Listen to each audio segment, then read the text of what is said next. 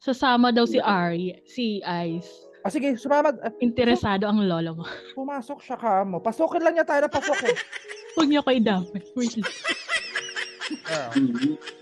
Yeah. Mama Sam, is that what do you call that? A wand? Yeah. Yes. It's Bellatrix Lestrange wand. Oh, okay. Okay, Lestrange. Yeah. Why is it white? Because, she's racist. Clearly. Hello. Because in the other one, she has a different, one. I think the one that she has is parang black or brown. I don't know. I'm racist, so that should be fine. Okay. I don't even later on we'll talk about that. Yung mga racisms ko na lalabas talaga, guys. Just a friendly disclaimer. Trigger warning that this episode contains conversation about self-harm and sexual violence. Please be advised. This is a Cup of Coffee podcast.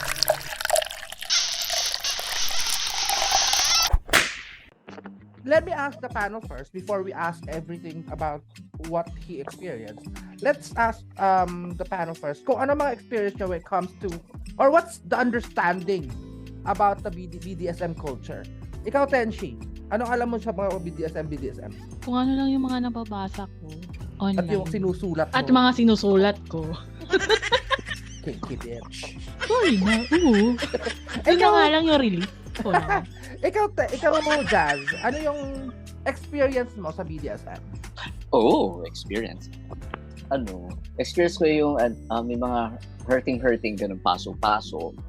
And I thought na BDSM is just purely sex. Mm-hmm. Pero hindi pala yun. Mm-hmm. So ikaw, di ba, tanda ko, if I'm not mistaken, nagpapatulo ka ng kandila, di ba? Hindi, pinasok ko ng Yossi. Okay. Di ba kaya I have marks sa katawan? Okay. Hindi ko maintindihan kung paano ko. Okay, hindi ko alam kung paano ko i-segue ito. Bakit? Parang ganun din yung siguro yung idea. How did it come to that though, Jazz? Sige na. Siyempre nung kabataan yung adventurous tayo. So, meet up. So, parang feeling ko nun, baka ngayon lang to. Ganun yung trip niya. Tapos ayun, in the long run, sabi ko, bakit parang laging ganun sa relationship? So, tapos yun na nga, yung ending, nag-pass out ang lola mo. Tala ka! What? Maybe because of pain? Kaya nag-pass out ka? Sobrang pain. Ayun lang. Fascinating. Ikaw, Ice, may experience ka dito? 0, pero familiar ako. Kasi, may through social media. Teka, wala pa ako sa magsalita. Biglang ito pala yung topic. So that's more of a personal problem to me. Oo nga eh. I know. Let me collect myself. Teka. Okay. So, familiar ako dyan. Kasi syempre, sa mga nababasa, nakikita, kapanood. So, BDSM is a type of work na pain becomes pleasure. And BDSM is a way to deliver that. Pero hindi naman yata always pain. Kasi nga dapat may mutual understanding ng parties na yun yung gusto nila. At alam dapat isa't isa yung Nasa sa ilalim ka ba ng kuweba? Ano ba? Ano ba nangyayari dyan sa buhay mo? Nasa labas ako ngayon actually. Kasi Sus ko, tapos BDSM ang nag-uusapan natin. Nasa labas ka ng kalsada. Walang tao dito ngayon. Kasi basta papasok ako sa loob in a few minutes. Don't worry. Nag-yoyosi yan. Alright. Anyways, well kasi ako and we all a lot of people know that medyo confusing siya sa part na it's BDSM is a culture itself and underneath it marami pa pala siyang subcategory. So when we say BDSM, we are like automatic na pumapasok sa atin is yung ang pain and pleasure na pinagsama, but that's it's not even, how do you call that, it's not as plain as that, because according to Glamour magazine, we have like a lot of, how do you call it, subcategory when it comes to it. Like there are things like age play, abrasions. We have, of course, bondage. We have blindfold, cock holding.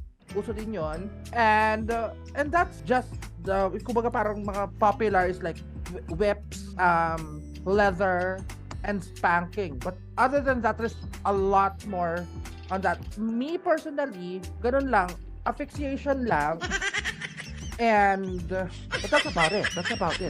Yun lang yung experience ko. I don't have much pain tolerance. So anything na medyo masakit, ayoko na. So I'm like, and anything na whilst I'm in the middle of the deed at nakaramdam ako ng sakit, I lose my mood because talagang when pain takes over everything for me. So kahit anong ginagawa ko when it comes to pain, wala na akong magagawa kasi automatic na yun, laglag na yun. Okay? However, we have Andres on the line right now. Andres, can you tell us more about yourself first? I mean, how did you come to this kind of awakening? Awakening talaga. Well, actually, you could say that it is. Kasi for a very long time, I never thought that that sort of inclination exists. Kasi I remember, I had it since I was really, really young. I mean, super young. I mean, like... How old are you, by the way? Before we go further, kasi we want to establish at least... I'm of course I'm beyond 18. At least on legal age ka na, di ba? Okay. Yes, of course. I'm 32. Okay. Yeah. So, but I remember the first inkling talaga that I had there, I derived pleasure from that sort of practice. I realized that I am a deviant was, I think I was 8 or 7. I remember. Yeah, I was very young.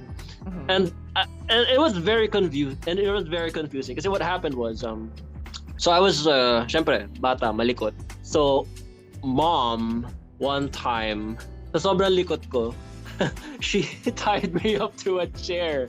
Like, binelt niya ako sa tinali niya ako sa upuan. And, iniwan niya ako doon. Ayan, hindi ka maglilikot. Diyan ka lang, mag-aalis dyan. And then, I kind of felt, why do I like this?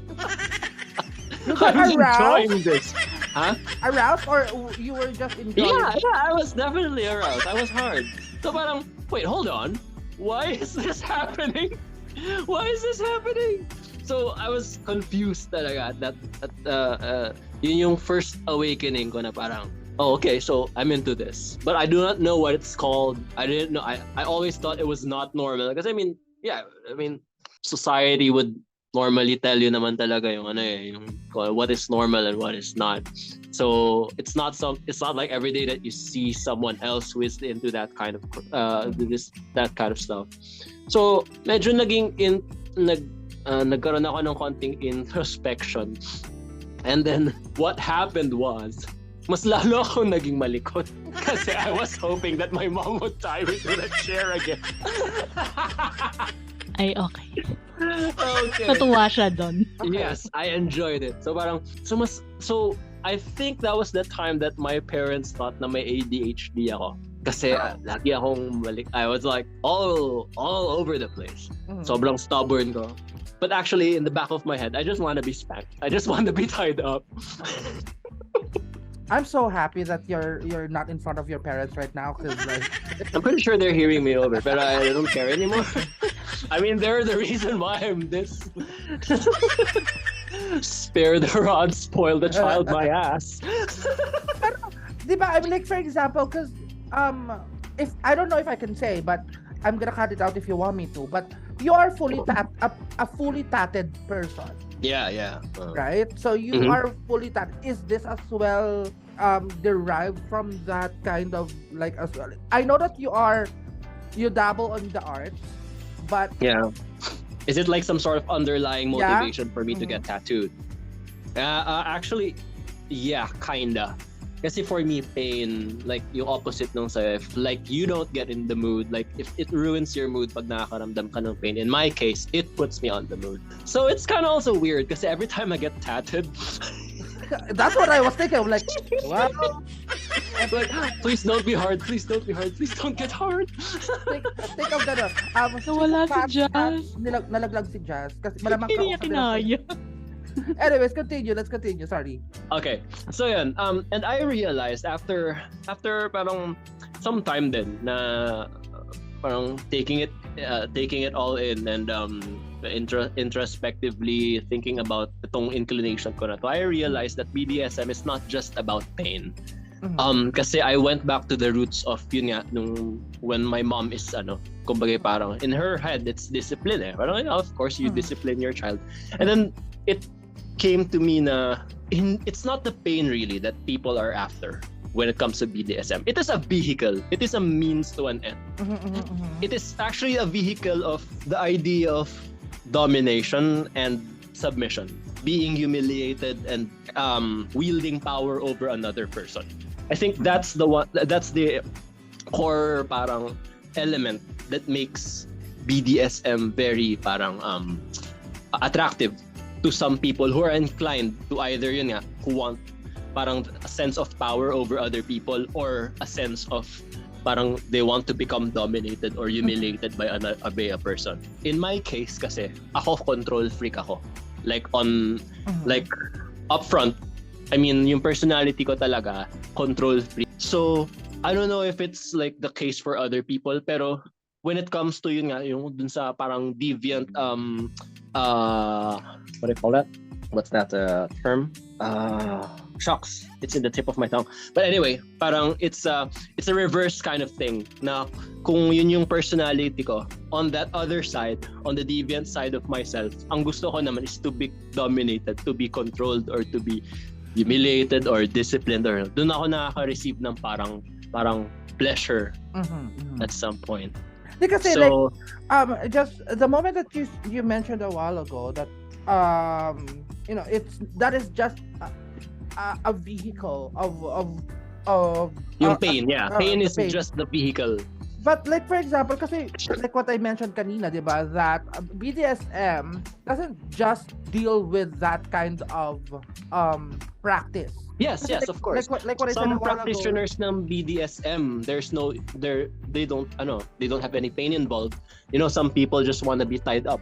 Like yung start ko, like when I started, I just want to be tied up. Nung bata naman ako, ayoko naman talaga ng pinapalo ako. Pero it's the feeling na I am under someone else's control and I am helpless. It's the feeling of helplessness that actually yung gives me that tick na I want this. Parang ganun. I want that feeling of being helpless. Yeah, because like what you said a while ago, yun nga yung the control factor is the one that kinda starts everything. Kasi like for example, one of the subculture ng BDSM is like what I said a while ago, age play, right? Na the dominant person is the elder one clearly, and the submissive one is the younger, right? Yeah. Pwede din itong i-connecta sa fetish ng mga other people, like wanting to, according to Pornhub. According to Pornhub, kasi one of the most searched topic in their website is either number 3 is MILF, number 4 is stepmom, number 6 is mom. So this is like a fetish that even straight men it's some Freudian shit. Yeah. Right, which is funny enough because syempre mas fuckable ang stepmom kaysa sa mom. Anyway, so parang it's the power dynamic that we are authority. Parang bagay someone has authority over you. Parang ganun. Ikaw, Tashiko, what do you think about this power dynamic of like ito yung specific, like yung being a female, like the only biological female here. What do you think about this culture, about like for example yung sinabi ko sa stepmom, mom, and MILF phenomena na mas searchable sila yung medyo nasa search sa Pornhub? I think that's probably why, since I'm in reality, the VTuber app, diba? I think that's probably why these there are these guys who come to my streams like calling me Mama. Mama 10. Everyone calls me mama, so everyone wants to fuck me. Oo nga. Pero hindi kasi, diba? Be, I've got 2 marriage proposals. Sa reality, parang, bakit? Inano ko? Funny enough, okay, let me give you the rundown, okay? Yung top searched terms, okay? Number 1, lesbian. Number 2, hentai. Ayun. Number 3, MILF. Number 4, stepmom. Number 5, Japanese. So, Ayun na nga. I guess the other thing is the voice acting. Because there's a lot of that involved din. Sabi na maganda daw yung voice ko. Hindi ko alam. Kasi napapangitan ako sa voice ko. gano'n naman talaga, Day. Gano'n talaga siya. Ikaw, Ice, you're the token straight guy here in the conversation, as always. Be honest, when I ask you, ano yung pinaka-top search mo sa Pornhub? Japanese. Ganun talaga. Medyo vanilla kasi ako. So I'm not really I'm not shy about telling people about those. So I'm not really into extreme stuff. So I'd say the things that I'm into, it's pretty common. But I take into consideration kasi a lot of what my partner wants, and I did not have a partner that's inclined to that thing kasi, to that type of extremities. But I'm open to it if things comes to If push comes to shove. Yeah, I'm willing to learn. I mean, it sounds fun, to be honest. Pero ako din kasi ayoko makasakit. Parang, ay baka masaktan ko tong taong to. Baka umayaw siya. Parang gano'n. Okay. Andres, when did you start, how do you call that, involving this culture into your sex life? I'm sorry, what? When did I start involving the culture, like the BDSM, in your sex life? Or is it get-go pa lang, talian na tayo, gano'n? Yeah. Kasi, to be honest, when I'm into the practice na, when it's go time. Yeah, it's go time. Ayoko ng, walang sexual gratification. Like yung actual sex. It turns me off. Okay. Kasi, hindi ko doon nakukuha yung the gratification that I wanted. That I was looking for. Kasi yung sa akin talaga, is just the idea of being powerless, helpless. In my case kasi, well, you know me, parang you know naman yung life story ko. So parang yung mindset ko was, I'm a bad boy, I need to be punished. Ganun. Ganun yung, and then the methods, yun na lang, parang kumbaga bahala na yung kung sino yung, kung ano yung kumbaga decision nung dom, whatever that the dom wants to do. Pero we talk about it first, and then I just make it perfectly clear na yun. Parang, no, I don't need any sexual favors. Parang, I just really want parang the idea na tali ako, tas punishment and all that. Okay. Matutuyo yung lalamunan ko. Anyway. Hindi kasi, ako, because like, other people, and I've seen like other videos about, how do you call that, BDSM. Like, for example, meron kasing mga sex dungeons, di ba, na parang hindi naman talaga sexual yung nangyayari na eh. Kasi tali lang talaga sila and stuff like that. Yeah. Is that what you are into and not about the sex part of the Yep. Okay, great. That's about it. Good to know. Kasi like, ako, the only thing that I am inclined of doing is spanking and yung mga choking. That's it. But yeah, but because that's something that happens, how do you call that, naturally. Kasi like if the top is very dominant, well, at least for me, sometimes talaga kahit na hindi nila sinasadya, napapatuon talaga sila sa lalamunan. Nakatihaya. Sa true. O, diba? Hindi naman nila sinasadya, just, diba? Pero, gano'n na yun. So, and that, like, but for example, on a specific position, when my bottom is vulnerable, when it when it jiggles, So sometimes it's calling for that spanking as well, right? And I'm just being honest here. Like sometimes it calls for spanking. Hindi naman siya basta lang gano'n na lang, hindi naman gano'n eh. Kasi it's in the, while you're in the middle of everything. But that's, again, for me, the most natural part of BDSM. Kasi it comes in natural na parang when the top is dominant, may you be a man, a straight man, or a gay man. It is also an element. Actually, fixation is also a very parang strong element in of BDSM kasi it's about control eh. Kumbaga parang the person who is choking the other person has that sense of power na I have power over your life. I could parang, syempre, the person doesn't intend to kill the other person, pero just the feeling na I can, parang alam mo yun, hawak kita. You can't do anything about it. And then the other person, the receiving end of that, is also parang, oh, I can't do anything about it. I'm helpless. I'm humiliated. Parang so. It is kind of a two-way thing din talaga. Just ikaw, when that happened to you, did you see, like, again I'm just asking this because I wanna understand. So when the guy was like killing the cigarette off of your body, how did you see any satisfaction from that guy na while he's doing that to you, and that's the reason why you allowed it to happen? Actually, yes, mother. Talagang in the zone siya. Whenever I scream, yun, in the zone siya. Talaga? Eh syempre, bilang ang bahala ka, basta okay ka, go. Dati yun. Oo.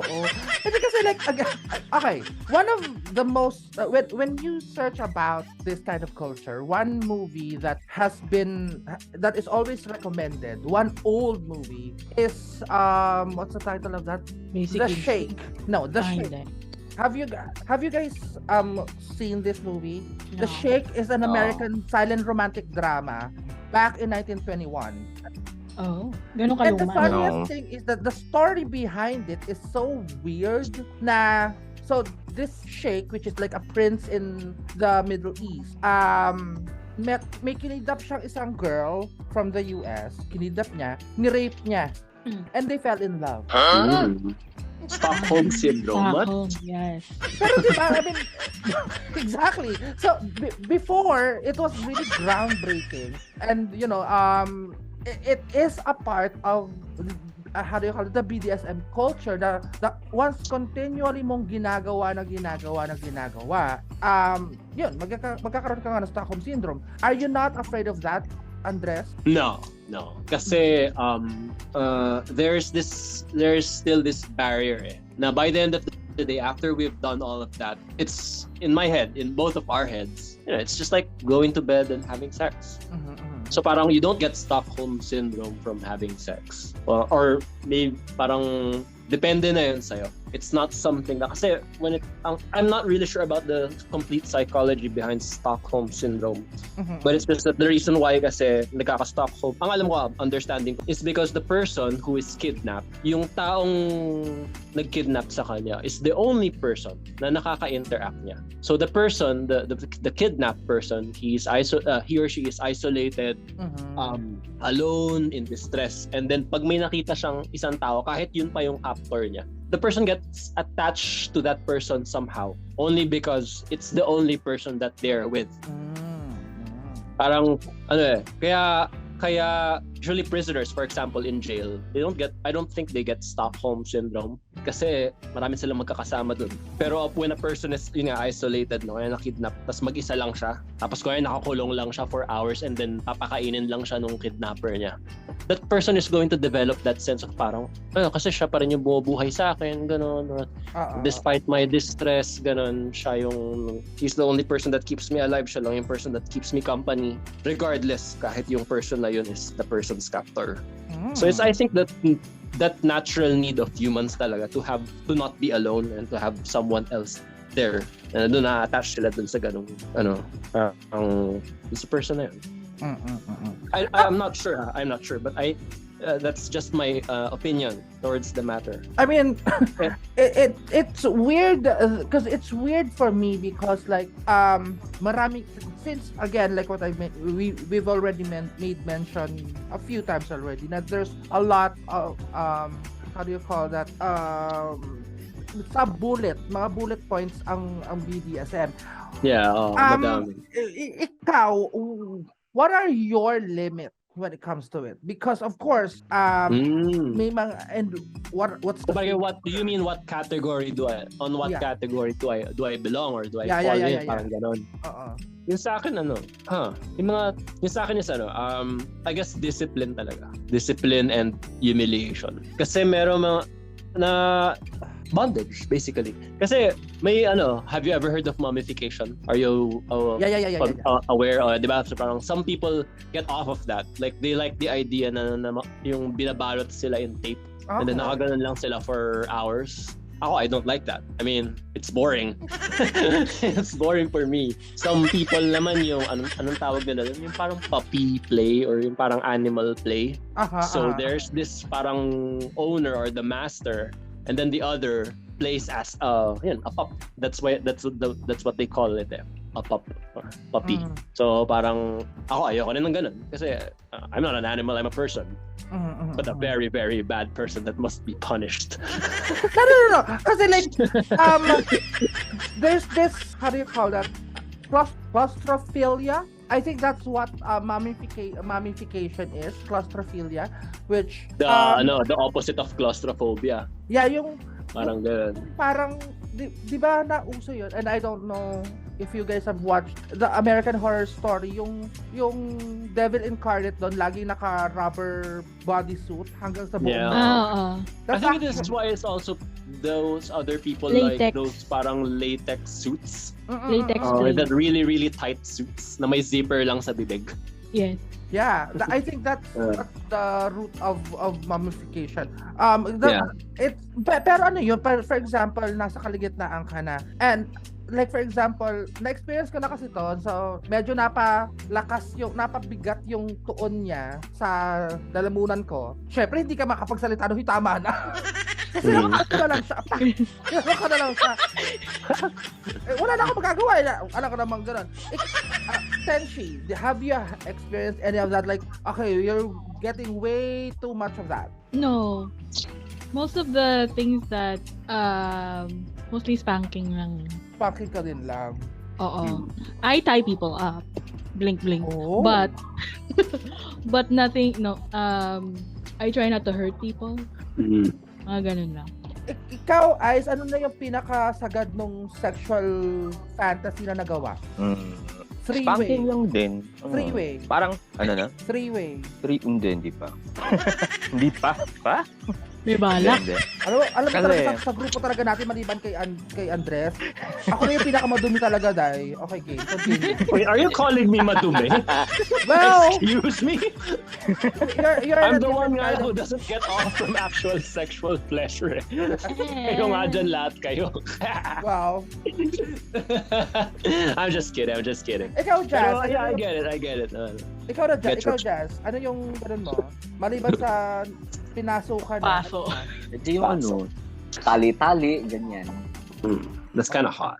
Mild lang. Tapos sampal-sampal, ganun lang. Ay! Pero outdoor. Oh, damn. Outdoor, wait. Yun hindi ko kaya outdoor. I can't do outdoor. Voyeurism gano'n. Sa garden lang naman, pero syempre wala mang bubong. Paano pag may kapitbahay pa lang. I can't do outdoor. I can't scream loud when I'm outdoors. Ayun, nakakahiya. I can't scream. Dapat kasi, na-realize. depende kasi sa location mo. Like for example, when I did our outdoor, nasa tubuhan kami, nasa gitna kami ng tubuhan. Ay, wala. Wala nga tayo. Kabukiran, mga gano'n. Yun nga Exotic lang. din ang location. Paghigang-paghiga ko, may tae dito sa...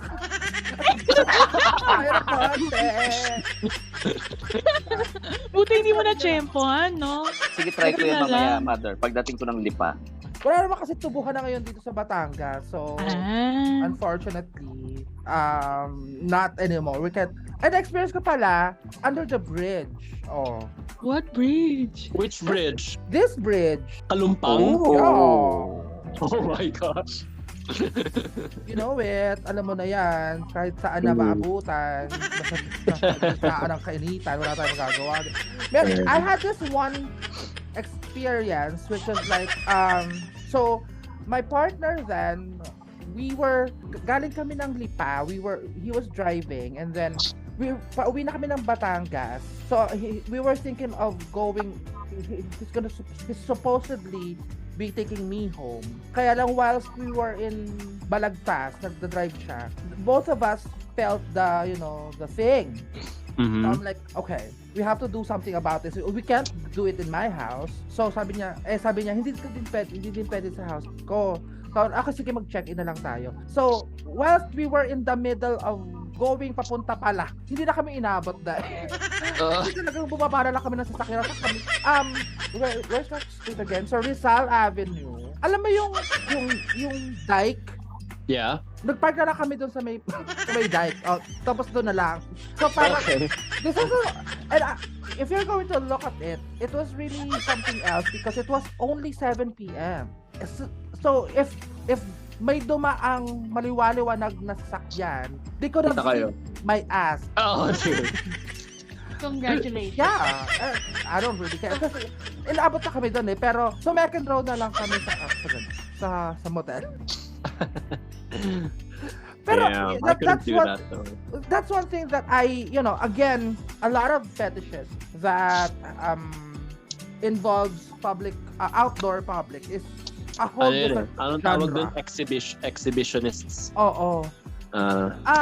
Ikaw, Andres, ano yung how do you call that? Yung malala mo ng experience? Well, I couldn't say na malala kasi I mean, syempre the fetishes that I have a different spectrum are at a different spectrum sa dun sa sayo, for example.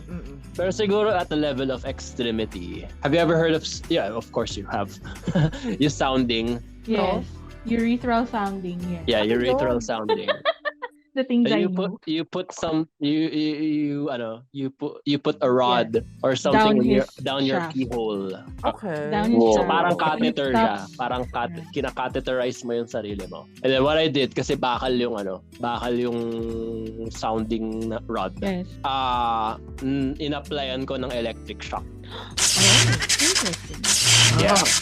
So I have that parang device na low. I'm gonna go to your house tonight and look at that shit. I'm gonna go. I'm gonna get a cab from my place, and then I'm gonna go straight to your house, knock on your door, and say, "Let me see the rod." Okay, sure. Okay. Pero make sure that you do the doorbell thrice so that I know that it's you. But I mean, how did you arrive to it? Like it's not like, oh, I'm gonna wake up. Did you start with plugs? Huh? Did you start with plugs? Plugs? No. I haven't done plugs. Okay. I haven't done plugs. I went straight na talaga to the source. Retro surrounding, yeah. I don't know. But I don't even know why I got into it. Parang I just suddenly thought na, maybe it would feel good if I put something up my pee hole. Congratulations. Wow! Fetish unlocked. It's like some sort of secret quest that you play in a game. I don't know. Oh, you could actually do that. I don't. Yeah. Add to cart. I don't know. Kasi like, again I'm coming. I'm not coming on anything. Well, I'm going to this conversation with like a very wala akong kaalam-alam because clearly, isn't that painful? Like it's. It is. Pero that's the point. But you have to at least be hard on doing that, right? I have. Because like I said, it's what turns me on. It's what gets me into the mood. If it makes you happy, can't be that bad. Yeah. I mean, remember my wrist slitting days? Yeah. Every time I slit my wrist, I'm hard. Oh. Okay. So, is that the count of how many times you came that year? Yeah, I suppose so. If you put it that way. Pero hindi naman. It's not like every time naman that I cut myself I like, did the deed. Pero, I mean, it just gives me that, that parang extra pleasure. Okay. Kailan ka nagsimulang maghanap ng partner to do it for you? That's just parang recently. Kasi I'm discreet. So, kumbaga, it's hard. Kasi it's hard to, first of all, it's hard to find a partner. Yes, it is hard. We all know that you've been hard. It's hard. Very, very hard. Very hard. Anyway, so it's hard to find a partner na, first of all, Tom. And yung akin kasing parang, yung gusto ko is such a very specific niche. Parang a very specific na a set of rules or a set of parang parameters that has to be met para talagang ma-enjoy ko yung experience. So it's really hard to find a person who would fulfill that need. So lately lang ako nagkaroon ng courage na maghanap. To reach out on because there is a community. To reach out, yeah. Right? There's a community. Yeah, there is. Kasi this is something that a lot of people might not be able to understand. Is that this is in a certain level connected to your psyche, right? Because this is like for example, a lot of people that hears about this conversation and they're like, oh my god, mga baboy, mga salaula, mga alam mo na, it is normal for the Filipino to think na ganun ang system or the thing that's happening because dito sa Pilipinas when they're thinking about sex, feeling ko ganun, missionary lang ang alam nila. Alam mo yun, yung ganun. Anything beyond that is kababuyan na. Right? Yeah. Which sucks big time. Anything beyond the norm, really, anything that is not parang accepted by the majority. Kasi ang ganun baboy ko pala. Oo. Pero hindi kasi like a lot of people have to understand that there is a community that if you have this inkling sensation, if you think that there is something in you that needs to be expressed properly, there's a community that you can reach out to, right? Yeah. You just really have to find someone or something or a community to help you guide through it. Kasi minsan kasi we've heard a fun stories a million and one time about people going to the hospital because they plugged in something into their something without them, alam mo yun, kasi like again, meron akong naging, let's just say a fuckbud. He's a straight man, and he just had this idea of insertion. Let's just leave it at that. So parang sabi ko, I'll do it, but you need to understand that there are repercussions when it comes to inserting something there. And I was like, yeah, it's okay. Kasi sabi niya, parang for the longest time daw, meron siyang, how do you call that again? Wait, let me search for the term. Describe it. What is it? Insertion nga sa wapot. Meron siyang... Pegging. Hindi lang yun. Hindi. Parang, merong term yun. Letter A din yun eh. Analingus. Analingus. So, doon siya nag-start. Meron siyang analingus. He has this, something in his wapot that he needs to scratch. Alam mo, parang, it's a term. So, sabi niya, parang, and he's a friend of mine. So, parang sabi ko, sige, if you want to, we can go through it. Let's see how it feels for you. So, kasi he's been asking me kasi, una muna, parang he started asking me na, Sam, bakit ganyan? Masarap ba yung ginaganyan-ganyan? Parang, okay, whatever. Tapos after a couple of times that we hanged out, he started dropping hints na parang, nakikiliti ako pag umu-earn ako kasi, yun. So, doon siya nagsimula na parang, okay, so I think you have analingus. So sinabi ko nga sa kanya na parang, okay, we're gonna try to do it, but, let's see kung if you still feel the same way. So, una muna, kinain ko muna siya. So delicious and so refreshing. Okay. Okay? Okay, visual. Charot. Then after I'm that, tripping right now. tapos right now, tapos yun na, nagsimula na siyang insertion na siya. Sabi ko, okay, fine. Tapos hanggang sa full penetration na kami. And then, the weird part is, tumawag na sa akin yung asawa niya. Ay, ang saya. So this guy is married. And she said na, why don't you join us while we do it? What? Oh! So, yeah, so while my friend is doing his wife, he wants me to do him. Ang saya. Kasi again, I'm not saying that this is my sex life. Yes. Yes, it is. But it's just that the guy is lucky because That the I'm wife open about and it, you. and the Yeah. wife is about Yeah, it. you're both open to doing Yeah, that. like, okay, let's do it. Let's try it out and see if it works for you. Kasi sometimes experimental people who just plug things in. Yeah.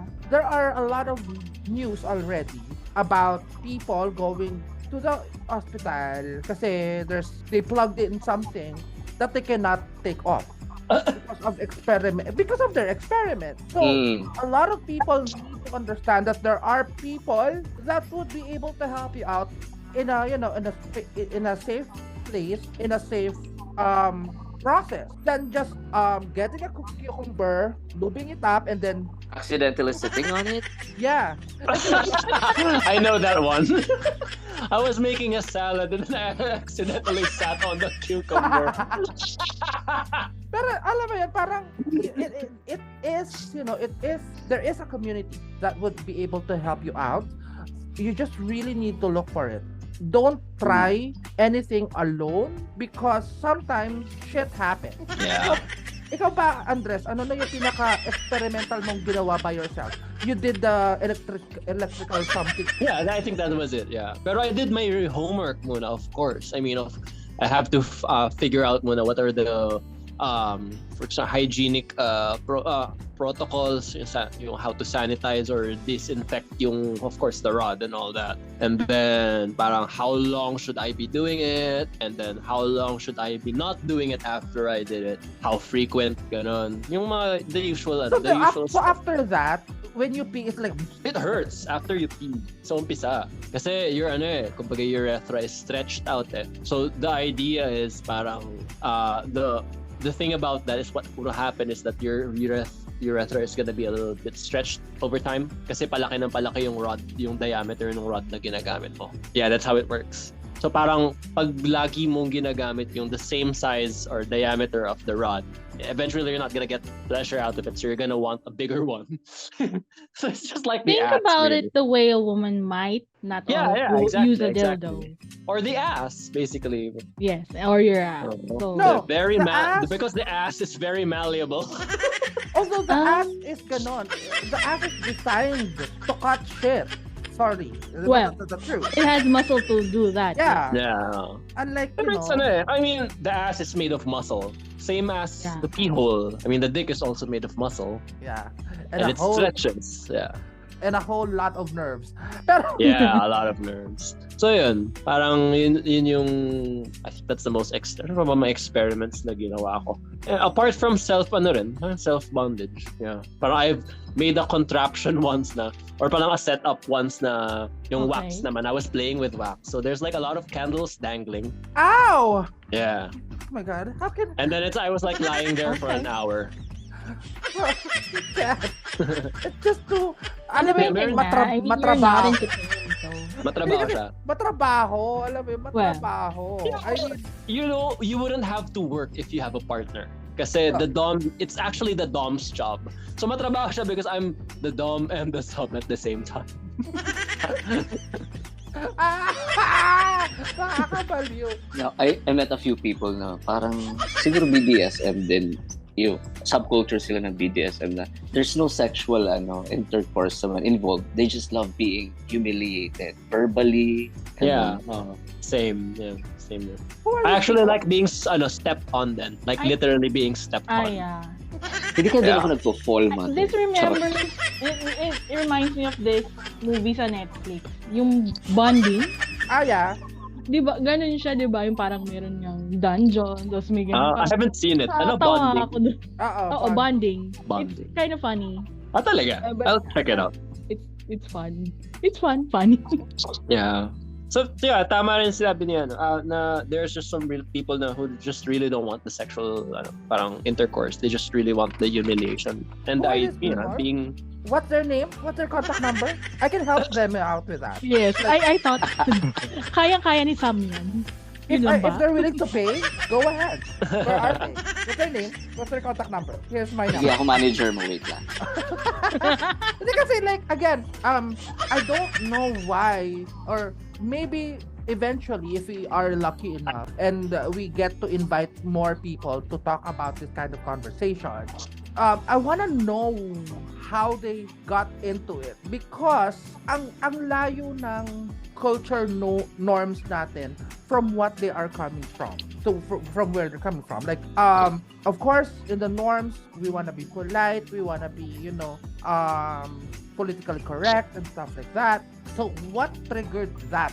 I really do want to know. If you guys for everyone who's listening right now, comment down below if you guys think that, or what do you think, or if you know anyone that wants to talk about this kind of conversation, because clearly I have no idea what's happening, because like there are times na it's so confusing for me, because for me to set up candles to fall and drop onto my body and to focus on it's just 1 + 1 is not is clearly not equals to 2.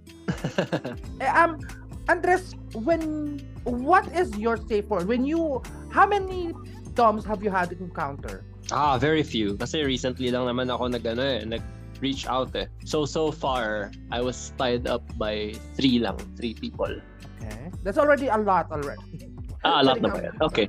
Because if in comparison, yes. Pero ano yun, may safe word ba kayo and stuff like that? Yes, there is always a safe word. I mean, that's one of the one of the basic commandments. What's your safe when you're word? doing Stop. No, of course not. Wag stop. Kasi when you use a safe word, that is quite like, obviously what you would say. Kasi when you're in the moment na kasi, syempre, parang masasabi mo yun eh. Like, stop. And then it's just going to make the whole experience, or it's gonna be confusing for the Dom. So, we choose a word that is, like, for example, the last safe word I used was Supercalifragilisticexpialidocious. Parang effort ka. Ano? Parang supercalifragilisticexpialidocious. Parang effort ka magsabi. Kasi again, I understand, no? It has to come, the word needs to be something that you don't normally say. Out of the, something that should supposed to be out of the, Mine would context. be vagina. Sa akin, usually food items. So, the last one I had was takoyaki. Okay. Because it's balls. Okay. That works. There's room for everybody. Paano halimbawa, ganon?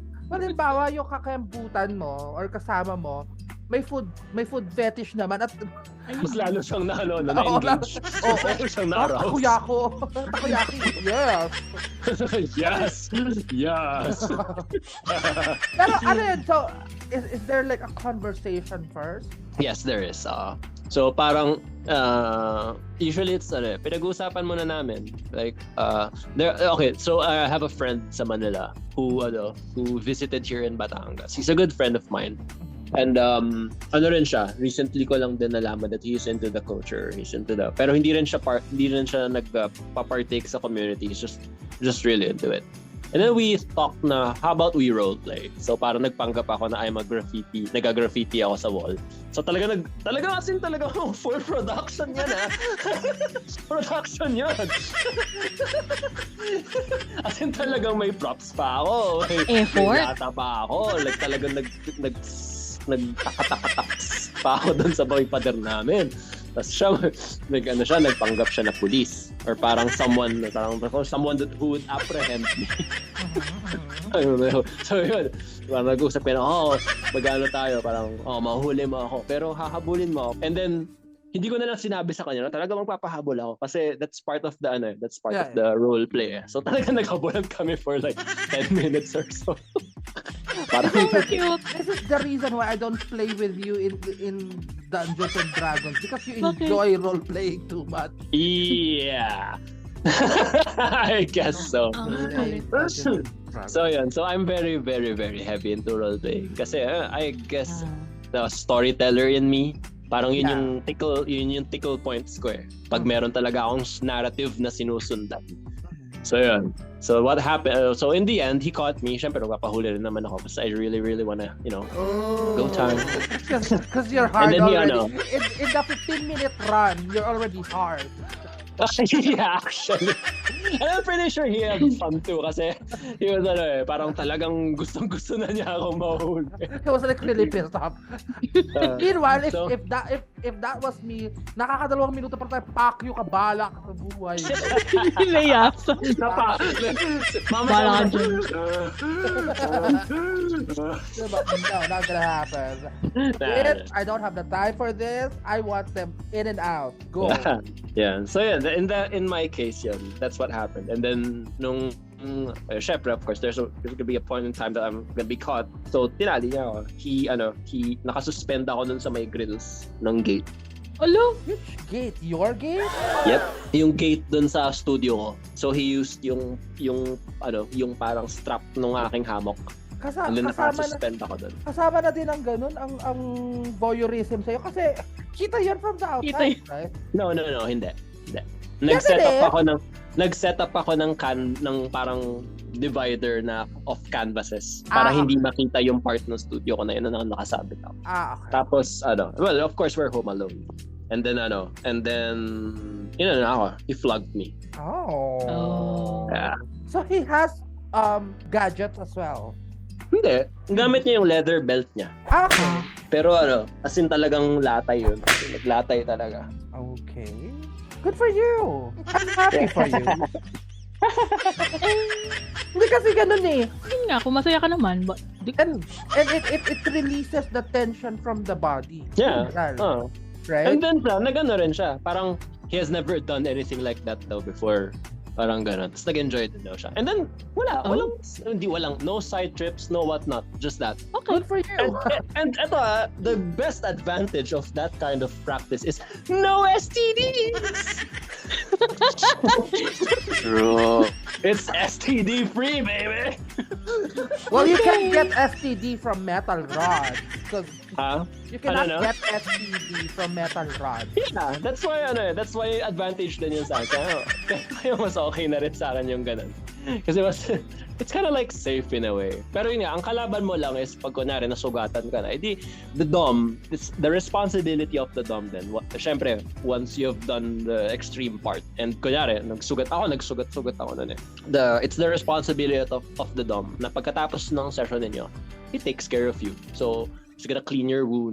Hold on, where did you run around? Sa village? Yeah. Sa amin, malaki naman yung space eh. Akala ko patintero. Parang mga batang naglalaro lang, naghahabulan. Akala ko sa village, bumaba ka dun sa kabila. Habulin mo ako. Hindi naman kami lumabas ng bahay. Downhill? Di ba downhill yun? Hindi naman. Ang doon, parang pag nakakita, sana okay lang sila. Hindi naman.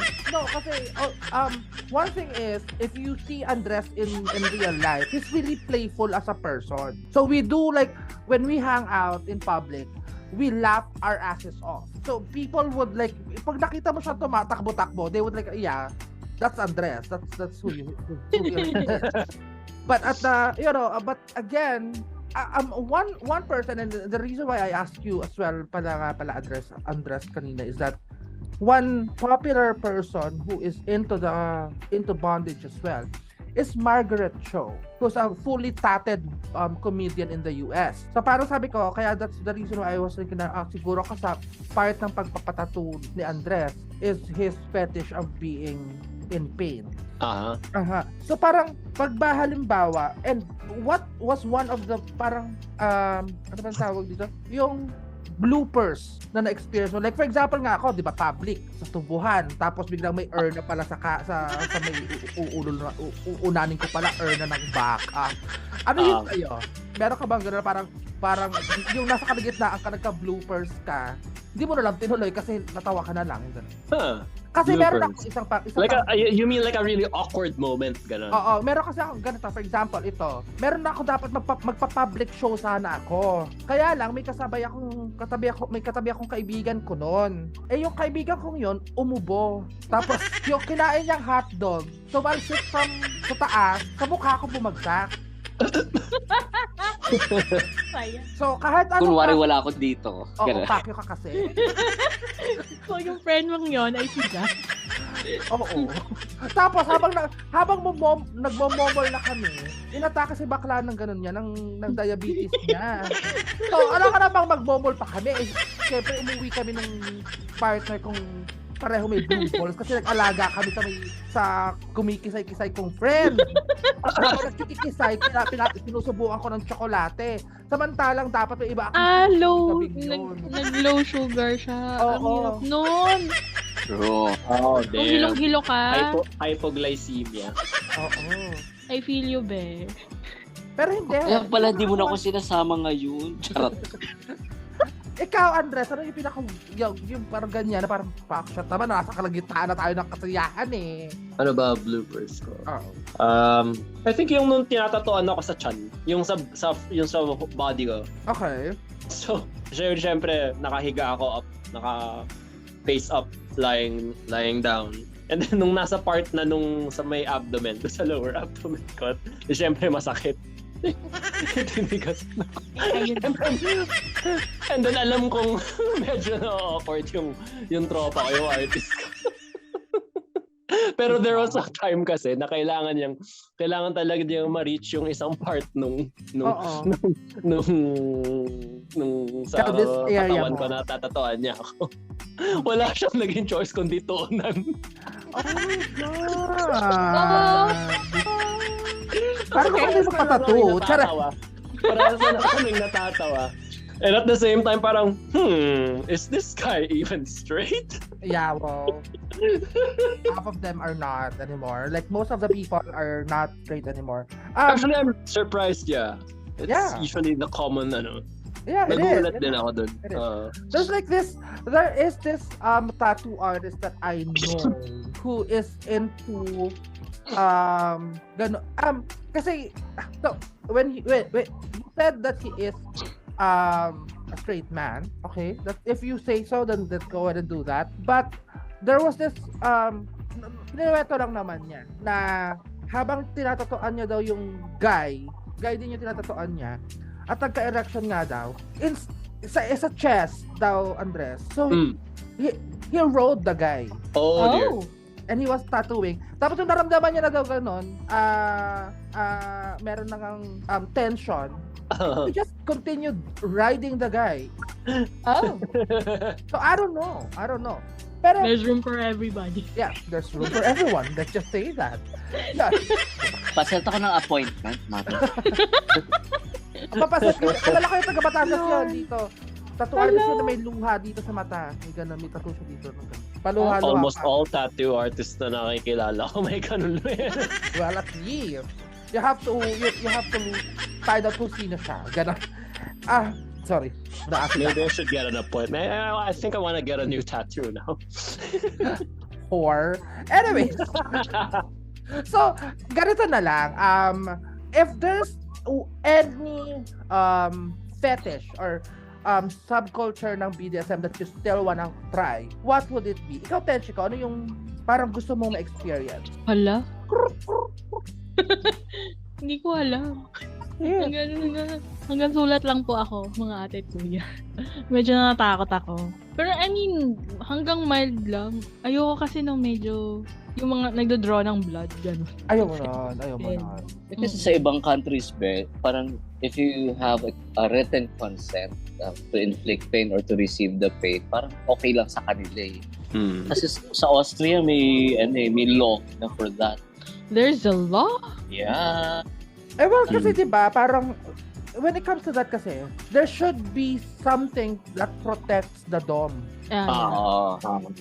Actually, pag mga ganun, pag yun talaga mga professional doms, like it's actually their job to be doms. Nag-ano sila, meron talagang legal papers na pipirma yung sub. Very ganun, no? Very Well, of course, they have to protect themselves legally para to avoid litigation, which is, I think, it's just fair. It's just fair. Kaya yung professional dom, sobrang ano rin sila. Parang sobrang, I mean, they work professionally. And at the same time, inaaral din nila yung ano nila, yung practices nila. They also parang know the psychology behind like how to give the sub parang the perfect experience. Kasi they're paying for it. Ayun, they call it RAC, risk-aware consensual kink. Oh. Okay. Nag-research. Nagbasa talaga ako. Oo. Maganda yan. Finally, be. Ikaw, Ice, ano yun sa'yo? Yung pinaka parang gusto mong ma-experience? Ako, Two girls. I mean, why not? Very vanilla talaga. Yung alam na alam ko. MFF, kumbaga. Pero ako kasi, to be honest, really I'm more into the pleasure of my partner. Less on myself. So, it really depends on what they want. As I mentioned earlier, I'm pretty go with the flow. At nakalimutan ko palang i-mention din kanina. No? I had experiences outside as well, but not that I wanted people to see me. Pero it's just out of necessity back then. Kasi wala akong pera dati. College ako. Wala kang pera? So, college? Mm-hmm. So, I had a girlfriend. Huh? Gymnasium? Let me just tell you na my first, I got virginized in a CR in a mall. That just... Wait, hold on. So that means it's a man. It's a man that you were with. No, it's a woman. Babae. There was no one... Hindi sa CR ng babae. Sa CR ng lalaki, there were no people... Paano ko ba explain? At the time, it was Wednesday. There were no people sa... Wednesday talaga specific. Abisado. It was a Wednesday. Walang tao. And then, the place that we went to, I thought at first it was a joke. I thought my partner told me it was a joke. Was a bowling alley sa isang mall. Siyempre, hindi na magiging specific. And Wednesday, siyempre, walang tao doon. Like, 0 people. 1 or 2 people. Tapos, ayun. Sa CR, walang tao. So, we went to the furthest cubicle and we did it there. I don't think that's part of BDSM though. No, I'm in Antipolo, remember? So, that's really far. I had no money also. Diba? So, pasayin na lang yan. Okay. Okay, whatever. Mm-hmm. I'm happy for you. At least experience mo yon. Pero bakit? And maybe we'll talk about it in some other episode. But I just really find it let's call it vanilla na gano'n na parang pag straight man automatic yun ang agad ang gusto nila na dalawang girls. So vanilla. I mean, I feel na that would really tap into a straight male's urge to control people. The more people they control, that gives them more pleasure. I think it's not really into BDSM or not, but I think it's just our culture, the way our culture thinks na at least the old school way of thinking na you're a man, you should be in control. You should be the head of you should be getting head. Diba? I think pero my point si Ice. Kumbaga, there can only be one alpha male. Kasi pag pag MMF kasi yun, it's may kaagaw ka. Right. It's kind of like also awkward. Well, not really though, because that depends on who you are in the conversation. Because if you will be sabagay, if you're gonna be the beta male, right? Yeah, if you're going to be the sub on that, you'll be the Eiffel Tower. Kung ikaw yung Eiffel Tower. I don't know why this become yung analogy yung Eiffel Tower. Oh my gosh. Yeah, iniisip ko pa rin yung ibig sabihin ng what Eiffel Tower? What does that mean? Kasi nga, one tower na ganun. Di ba, Eiffel Tower, 1, 2, tapos ikaw to. Eiffel Tower. Basta yun. I think I've heard of something. I think I remember someone using a different term. I forgot what it is. Pit roast. Pit roast, yes. Yeah, yun, pit roast. That's what I heard. Pit roast. I just call it Eiffel Tower. Tuesday. I call it a Tuesday. A regular Tuesday. It's a regular Tuesday for you. Yeah. Mm. Pero kasi like, kasi nga, when you're going to this kind of culture, o culture na lang ang tawag natin the best thing is that you are always going to be the guest on the conversation, on the Eiffel Tower. Because if you're the guest, everyone will want to be you. It's either you're the guest or you're the host. Pag ikaw ang host, everyone has to be you, or else you get kicked out of the bed. If you're the guest, everyone's attention is in you, di ba? Ganon. Ganun ba yan? Makes sense. Yes, it does. There's a logic in there. Okay. Okay. I can see it. Sa samang may experience natin, so let's believe. I wouldn't be this, I wouldn't. Oh, I'm sorry. Pero What? the song from Beauty and the Beast suddenly went in my head. Be my guest. Our guest. Be our guest. Shit. Service to. I'm not gonna see that In a song different- the same way anymore. I'm so Mama sorry. Sam, you ruined my childhood. Thanks. Well, that's actually that's one of my favorite animation Animated. animated movies. movies.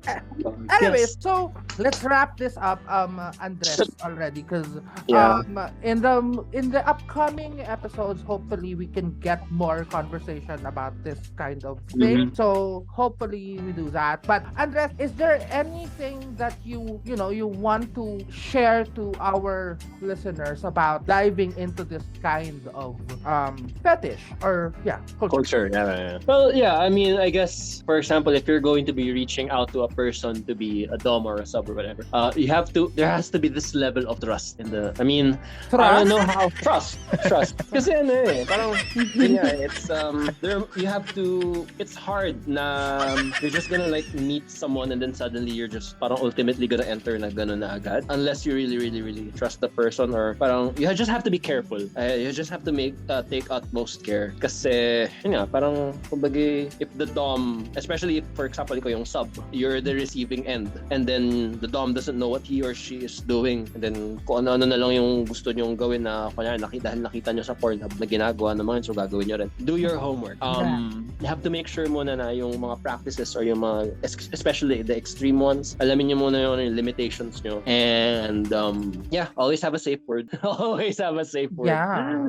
Always have a safe word. Our safe word is ganon. Actually, it's a phrase. There's room for everybody. Let's just say that. Yes. Oh my god, that's so long. Yeah. It's something that will not roll out of your mouth, literally. Like, okay, ganon.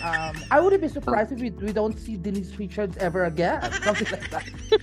Why don't you just sing the sound of music? Yeah. Yun lang yung safe word yun.